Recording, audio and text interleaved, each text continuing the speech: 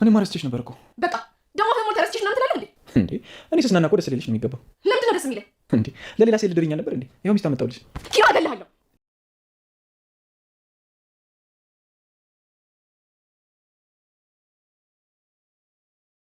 የአሰሪውና የሰራተኛዋ ፍቅር፣ የኪራና የጽናት ዛሬ ላይ በጣም ደስ በሚልና እንዲሁም እንደ አደይ አበባ ፍክት ድምቅ ብሎ እየተመለከትነውና እያየነውም ነው።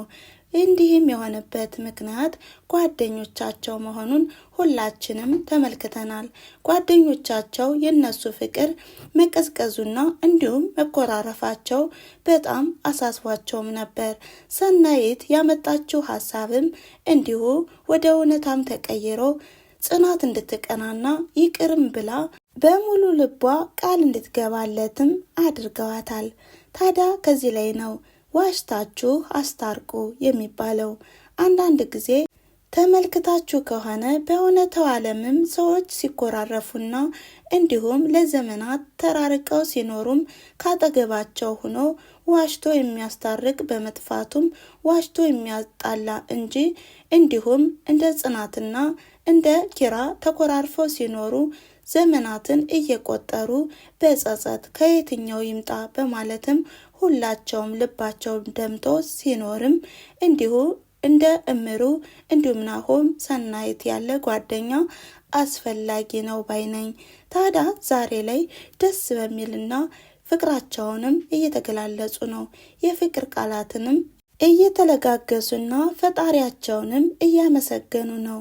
ታዲያ በዚህ መሃል ግን አንድ ነገር አለ፣ የእምሩና የናሆም ግንኙነት። እናም እምሩ አሁን ላይ ደስተኛ ብትሆንም በግማሽ ልቧ ግን በጣም ስትጨነቅና ስትከፋም ተመልክተናል። ይህም የሆነበት ምክንያትም እሷ የልብ ህመምተኛም ስለሆነች እናቱ ማወቅ ነበረባት። ናሆሜ ግን ለምንድን ነው ሁሉን ነገር በግልጽ ያላሳወቀው በማለትም ራሷን እያስጨነቀችና እያሳሰበችም ነበር። ታዲያ በዚህ ግን ናሆም ደስተኛ ነው፣ ሊንከባከባትም በሙሉ ልቡ ተቀብሏታል።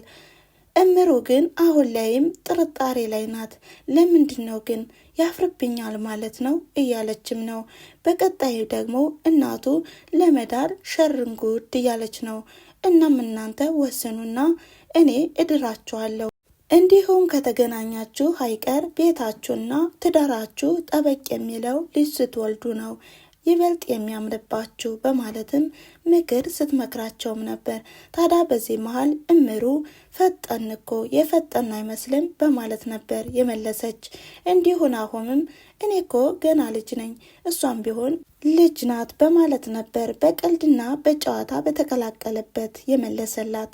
በዚህ መሃል እናቱ አንተ በዚህ ሰዓት ቀልድ አትቀልድ፣ በኋላ ካመለጠችህ በኋላም ወይኔ እንዳትል ጠበቅ አድርገህ ያዛት በማለትም እምሩ ጥሩ ልጅ እንደሆነችና መልካም ልጅ እንደሆነችም ትገልጽለታለች። በፊትም ለእናቱ ጠይቋት ነበር። እንዴት ነው እምሩን ወደርሻት? ተመችታሻለች? በማለት ነበር የጠየቃት።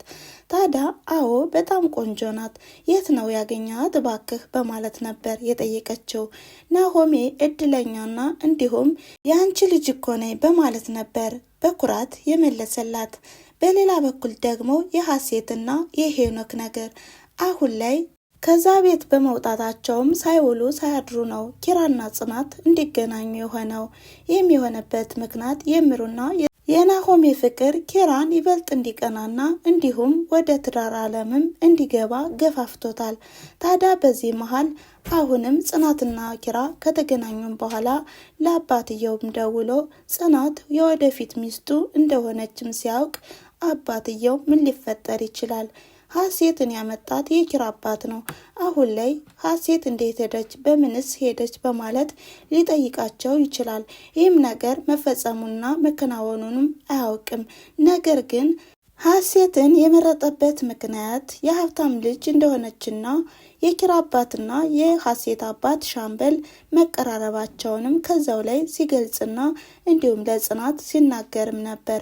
በዚህም የኪራ ሚስት ትሆናለች። እንዲሁም አብረው በፍቅር ይኖራሉ። ለዚህም አንቺ አገዛሽ ያስፈልገኛል፣ አግዥኝ፣ የምትፈልጊውን ገንዘብ ከሆነም እሰጥሻለሁ በማለትም ሲጠይቃት ጽናትም አይሆንም፣ ይሄንንም አላደርግ አልችልም ስትል ነበር። ነገር ግን ጽናትም ከኪራ አባት የምሰማው ቃላት ለሷ ከበድ ያለና እንዲሁም ለኔ አይመጥንም ብላ ስላዘበች ነበር። በቃ አደርጋለሁ ይሁን በማለት ነበር በነገሩ ተስማምታ የቆየችው። ነገር ግን ከአደራደር በቅናት እያበደች ነበር። ይህም ኪራ አብሮ አደጌ ናት በቃ እንጫወት በማለትም ከሀሴት ጋር ከእለት ከእለት ከሚያደርጋቸው ጨዋታዎች መካከል በፍቅር ስታያቸውም በጣም ትቀና ነበር። ለዚህም ደግሞ ፍቅሬን እንዴት አድርጌ አሳልፌ ልሰጥ እችላለሁ ስትልም ከራሷ ጋር ስታወራ ነበር፣ ስታዝንም ነበር። በሌላ በኩል ደግሞ በየዋህነቷም ራስ ወዳድ እኮ ነኝ፣ ወይ ጉድ፣ እንደዚህማ ሊሆን አይችልም፣ ራስ ወዳድ መሆን የለብኝም፣ ያቺ እናቱስ ምን ትላለች፣ ያቺ ህመምተኛዋ እናቱ እያለችም ለኪራ እናት እያሰበችም ነበር። ጽናት በዚህ መሃል አሁንም እየተንገላታች ነበር። ከዛ መካከል ግን ጸባዋ በመቀያየሩና እንዲሁም ልክ ባለመሆኗም ያስተዋለችው ምርጧ ጓደኛዋ እምሩ ቀረብ ብላም ሚስጥርሽን አካፊኝ፣ የገጠመሽንም ችግር ማካፈል ይኖርብሻል፣ ካለዛ ግን የኔና ያንቺ ግንኙነት ከዚህ ላይ ነው የሚቋረጠው በማለት ስታስገድዳትም የኪራን እናት ህመምተኝነቷንም ተነግራታለች። በዚህ ግን በሁለታቸውና እንዲሁም በተጨማሪ ከሰናይት ጋርም ሲዋሩም ነበር ይህ ምስጢር ታፍኖ የቆየው። ነገር ግን ናሆም ለማወቅ ቢያስብም ምንም ነገር አላገኘም ነበር። እንዲሁም ኪራ ጽናት የራቀችበትን ምክንያት እንዴት ነው የጠላችኝ በማለት ነበር ከራሱ ጋርም አያይዞ ሲናገር የነበረ። እንደገናም ስለ ራሱም ስለ ጸባውም ስለ ሁኔታውም በጽናት ላይ ላደረሰባት በደልም ለመካስና እንዲሁም ዝግጁ ለመሆኑም ሲናገርና ሲያወራም ነበር። በዚህም እሷ ግን ለምንድን ነው የምትረቀኝ? ይሄን ነገር በቃ ልትበቀለኝ ነው በማለት ነበር ሲያወራ የሰማ ነው ማለት ነው። ታዲያ ዛሬ ላይ የኪራና የጽናት ግንኙነት ጥሩ ሆኖ ሳለ ለቤተሰብ ሲያሳውቁስ ምን ሊፈጠር ይችል ይሆን? ጽናትን አሜን ብለው ይቀበሉ ይሆን ወይስ የሀብታም ልጅ አይደለችም እንዲሁም የኑሮ ደረጃዋ ዝቅ ያለ በመሆኑ ነው ከዚህ ሰራተኛ ሆና የምትሰራው? ታዲያ እንዴት ሊሆን ይችላል? ሚስት ልትሆን አትችልም፣ እሷ የቀረበችህ ለገንዘብ ብላ ነው በማለት ይሄን ነገር ሲያቀርቡ ኪራ በእርግጥ ይከራከራቸዋል። ታዲያ ይሄንን ደግሞ ለማወቅና እውነተኛ አፍቃሪ ለመሆኗም የሆነ ፈተና መፈተን አለብን ብለውም ጽናትን እንደሚፈትኗት እኔ እገምታለሁ ማለት ነው። የእናንተ ግምትስ ምን ሊሆን ይችላል? በእርግጥ እውነተኛ ፍቅር ስለሆነ አሁን ላይ ጽናትና ኪራ ምንም አይነት ፈተና ቢገጥማቸውም እነሱ አይለያዩም እላለውኝ ማለት ነው። ሌላው የሰናይት ጉዳይ፣ ሰናይት አሁን ላይ ደስተኛ ብትሆንም በጽናትና በኪራ ግንኙነት እሷ ግን በግሏ እየተጨነቀችና እያሰበች ነው። ይህም ከእህቷ ጋር የተጣሉ ሰዎች እየደወሉም እያስጨነቋት ነው። ታዲያ በዚህም እኔ ኢትዮጵያ መሆኔን አትርሱ፣ ለእህት የደውላችሁ የሆነ ነገር ትሏትና እያለችና እይዛተችም እንዲሁም እያለቀሰችም ነበር። ታዲያ የሁላቸውም ሁኔታ በቀጣይ ቪዲዮስ ምን ሊሆን ይችላል? የናሆምና የምሩ እንዲሁም የጽናትና የኪራ የሚለውን በቀጣይ ቪዲዮ የምናይና የምንመለከተው ይሆናል። ለዛሬው የነበረ ቪዲዮ ይሄን ይመስል ነበረ።